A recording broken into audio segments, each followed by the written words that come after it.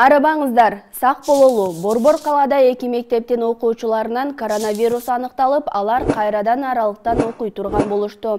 Сураштырып териштиргенде бул окуучулар үйлөрүнөн вирус жугузуп алышкан. Мугалимдер болсо ПЦР тест анализ тапшырышат.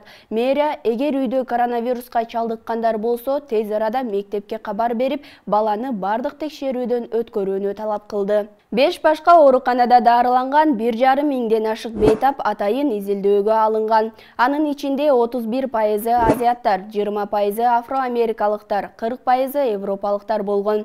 Эксперимент маалында Азия тектүүлөрүнүн өпкөсүн жасалма түрдө желдетүүгө 1,54 эсе көбүрөөк муктаж болоору жана афроамерикалыктарда 1,18 эсе жогору болгону аныкталган. Бул эки расанын ичинде европалыктарга салыштырмалуу өлүм көбүрөөк катталган.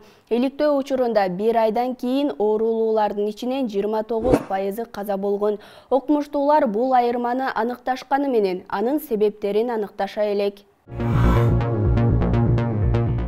Митинг, кайрадан митинг. Коронавирустан каза болгондордун туугандары Саламаттыкты сактоо министрлигинин алдында митингке чыгышты. Нааразы болгондор былтыр COVID-19 вирусун дарылоо протоколун кечиктиргендиги үчүн чиновниктерди жазалоону талап кылышууда.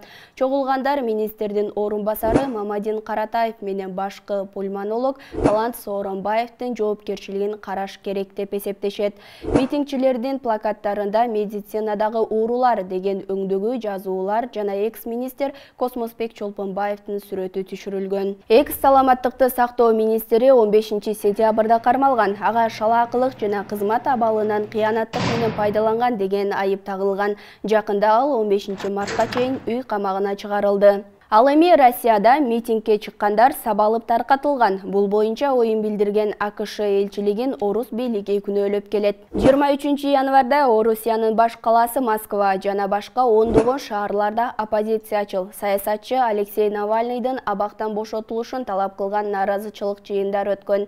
Анын жүрүшүндө полиция демонстранттарды күч менен кармап, ур-токмокко алган окуялар катталган. Бул боюнча АКШны орус өлкөнүн ички иштерине кийлигишип жатат деп Россия бийлиги айыптады. Митингчилерге каршы көтөрүлгөн чараны Европа жана АКШ бийлиги сындап чыгышкан. Россия президентинин басма сөз катчысы Дмитрий Песков АКШнын Орусиядагы элчилиги өздөрүнүн расмий сайты аркылуу акциялар өтчү жайлардын тизмесин жарыялап, демонстрацияларды уюштурууну колдоду деген. Ал эми АКШнын элчилигинин билдирүүсүндө ал тизме Россиядагы өз жарандарынын коопсуздугу үчүн эскертме катары жарыяланганын, нааразычылык жыйындар өтчү жайлар алар үчүн кооптуу болушу мүмкүн экенин айтышкан. Орусиянын тышкы иштер министрлиги да бул эскертмени акцияга колдоо көрсөтүү катары сыпаттоодо.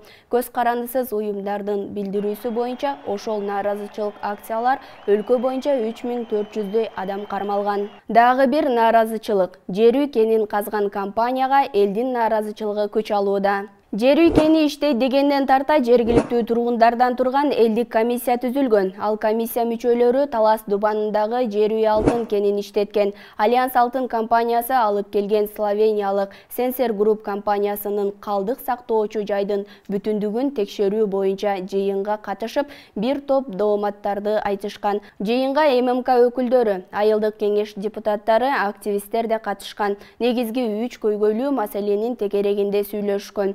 Биринчиси калдык сактоочу жай талапка ылайык курулбаганын, шамалдын багыты эске алынбай чаң түтүндөр айылды каптап жатканы. Экинчиси жер үй кени турган жерде жер кыртышынын тектоникалык жаракасы бар экени кайдыгер каралып, экологиялык кооптуу абалды жаратаары жана жайкысын күн ысып, калдык сактоочу жайда суу бууланары айтылды. Компаниянын адистери бардык казуу иштери заманбап экологиялык коопсуздукту сактоо ыкмасы менен казылып, элге зыян тийбей турганы айтылганы менен жергиликтүү тургундар компания эл менен ачык айкындуулукка иштеп, экологиялык талаптар сакталбаса, компаниянын иши эл тарабынан токтотулаары эскертишти. Бүгүнкү күндүн маанилүү жаңылыктары ушулар болду. Биз менен болуп интернет баракчаларыбызга катталып, башкалар менен бөлүшкөндү унутпаңыздар.